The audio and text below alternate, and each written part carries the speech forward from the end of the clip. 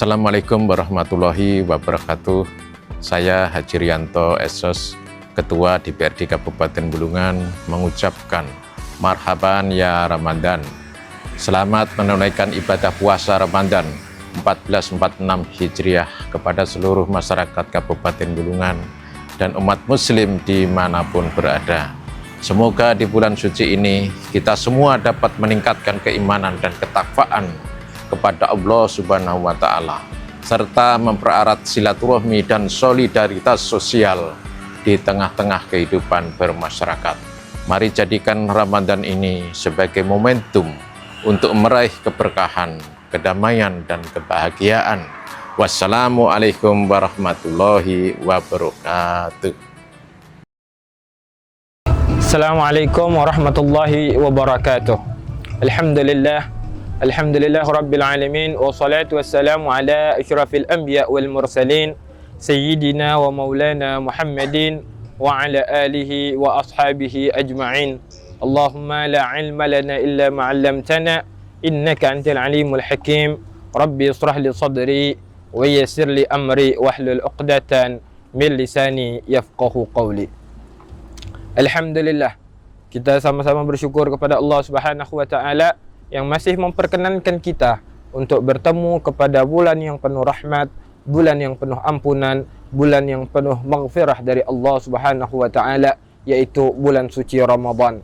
Yang mana kita ketahui bersama bahwa bulan suci Ramadan adalah hadiah khusus yang diberikan Allah Subhanahu wa Ta'ala kepada kita umatnya Nabi Muhammad sallallahu alaihi wasallam, agar kita bisa melatih diri kita untuk menjadi orang-orang yang benar-benar bertakwa kepada Allah Subhanahu wa Ta'ala.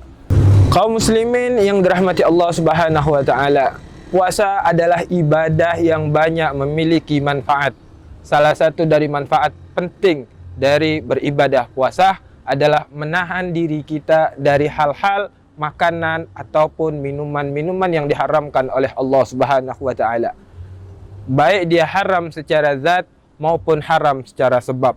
Sebagaimana yang disabdakan oleh baginda Nabi Muhammad sallallahu alaihi wasallam, kullu jasadin nabata min sukhtin fannaru aula bih. Setiap daging yang tumbuh dari makanan yang haram, maka neraka lebih pantas baginya. Artinya ini merupakan sebuah larangan keras bagi kita umat Islam agar jangan sampai memasukkan makanan ataupun minuman yang haram ke dalam tubuh kita. Dan hal ini pun kita pelajari dalam puasa, yang maksudnya adalah kalau makanan yang haram, kalau makanan yang halal kita bisa mencegah diri kita, apatah lagi dengan makanan yang diharamkan oleh Allah Subhanahu wa Ta'ala.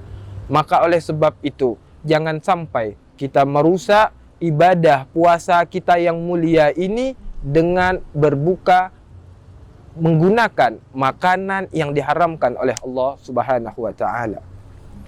Ma'asyiral muslimin yang dirahmati Allah Subhanahu wa Ta'ala, selain kita diperintahkan untuk berbuka puasa dengan makanan yang halal, kita juga dianjurkan berbuka puasa dengan makanan yang sederhana. Sebagaimana yang banyak kita dengar dari hadis-hadis, berbagai hadis Nabi Muhammad sallallahu alaihi wasallam, bahwasanya Nabi kita Muhammad sallallahu alaihi wasallam berbuka dengan rutab.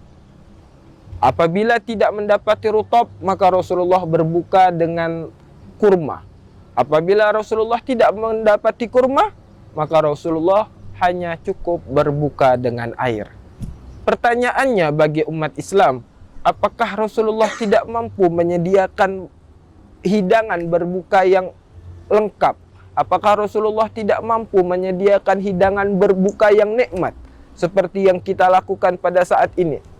Tetapi hal ini menjelaskan kepada kita bahwa Rasulullah bukannya tidak mampu berbuka dengan hidangan yang komplit, hidangan yang luar biasa, akan tetapi Rasulullah mengajarkan kesederhanaan kepada kita umatnya Nabi Muhammad sallallahu alaihi wasallam, agar kita berbuka dengan sesuatu hal yang sederhana, Karena berbuka dengan sesuatu hal yang berlebihan dapat membuat kita malas beribadah. Banyak orang yang tidak sholat tarawih karena kekenyangan. Banyak orang yang malas beribadah karena perut mereka tersumpal dengan makanan. Oleh sebab itulah kita berbuka dengan yang sederhana. Bukan berarti kita dilarang untuk berbuka dengan yang mewah. Bukan berarti kita dilarang untuk berbuka dengan setrup, leci, gorengan, dan lain sebagainya. Tetapi seutamanya kita berbuka mengamalkan sunnahnya Nabi Muhammad sallallahu alaihi wasallam, berbuka dengan rutop, kurma, ataupun berbuka dengan air putih, yang insya Allah dengan itu kita akan mendapatkan manfaat yang jauh lebih besar, jauh lebih melatih diri kita dengan kesederhanaan agar kita bisa makin mendekatkan diri kita kepada Allah Subhanahu wa taala.